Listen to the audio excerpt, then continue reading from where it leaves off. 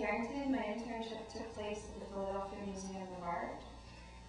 My supervisor was Adeline Voss, who is the assistant curator in the Modern and Contemporary department.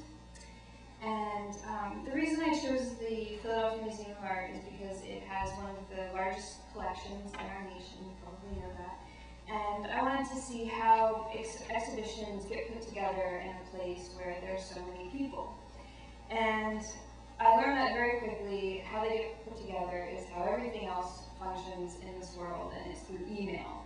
So the very first day I was told, you're going to a training system, you're going to learn the TMS system, and can you come tomorrow and do this 8-hour training?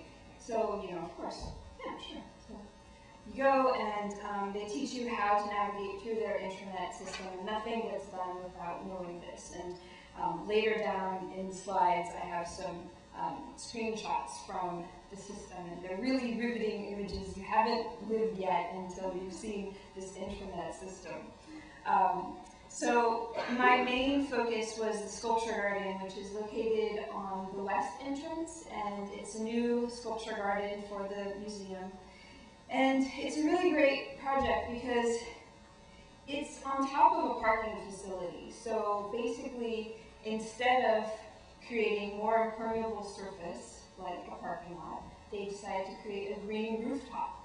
And so instead of a parking lot, they have trees, grass, and then in addition, they have art. And so it's the largest green rooftop in the world, and it has art on top of it. So it was a really great experience.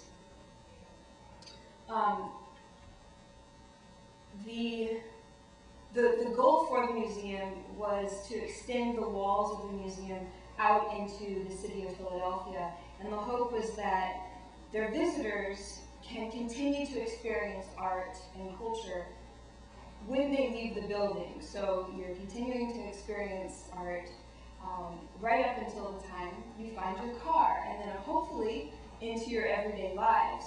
So the intention for the museum and the Sculpture Garden is definitely ambitious, but it's certainly not a new idea, and I think it's a great addition to all the public art that we have in Philadelphia. So those are a few reasons why I really like the project. The other really great thing was that I got to travel. Here is Adelina and I pretending that we're doing work, actually. That was a photo shoot. And yeah, one of the really great experiences was going to the Noguchi Museum, which is on Long Island. The Sculpture Garden features 5 Noguchi sculptures right now. We'll have a rotating program of contemporary art as well. And I went later in the summer to specifically hear gamelan music being played in the garden, and I really wanted to experience how sound and music changed my interpretation and relationship with the art. And it was a really interesting experience. I had never heard gamelan music, which is Balinese music. And much in the same way that architecture changes a space, music changes a space, and art changes a space. And you know, that's why we make art, and that's why we're all here. And one thing that I learned at the Philadelphia Museum of Art, because it's such a big institution, in order for them to really understand how art changes a space before they actually have the art in their possession, they make models. And these are the cardboard and foam models. They're made to scale. It's thinking it's going to go back to show us the models. And so these are pictures that I took for one of our meetings outside. We're in the Sculpture Garden, but these are the to-scale cardboard and foam core models. It was an exceptionally windy day, so you can see that helix to the inlets has fallen down.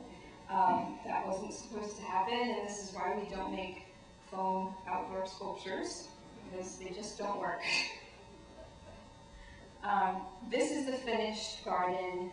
It opened September 15th, and it is open year-round, so you can go and experience the art in all the different seasons, and it's free, open to the public. So besides this project, I also worked on a number of other things. I did some collection analysis. I worked on research for future acquisitions, possibly. I wrote wall text, and I also installed art with Adelina Vloss. So it was a really comprehensive internship, and I think I learned a lot of different skills that has prepared me for my thesis. So it was a huge learning curve for me. The other great thing about the internship was that I was at the museum during such a great time, because Bruce Nauman, or Michael Taylor and Carlos Boswaldo were the curators for the Modern and Contemporary department, won the Golden Lion at the Venice Biennale, and it's a huge accomplishment, it's a huge award, and so just being in the office when that happened was really exciting. I got to share in their enthusiasm by default. I didn't help them at all, but it was really fun anyway. I got to go on a lot of great lunches. And then the other great thing was that they found a new director, Timothy Rugg from the Cleveland Museum of Art, and I was there before they found him, and then up until the day that he accepted, and then the first day that he was actually there, and so there was a lot of buzz around the whole museum while I was there, and that was really exciting as well. So I'd like to formally thank Adelina Vloss and the office in the museum. They were great and hospitable and guided me through every step of the process. I'd also like to thank the Career Center, Belinda and Catherine. They're always so helpful with everything, and also President Happy for going out and procuring these fellowships. Without her, we couldn't have done this. And also to the Knight Foundation. Your continued support in art and local talent is really great, and I hope you continue to do it. Thank you very much.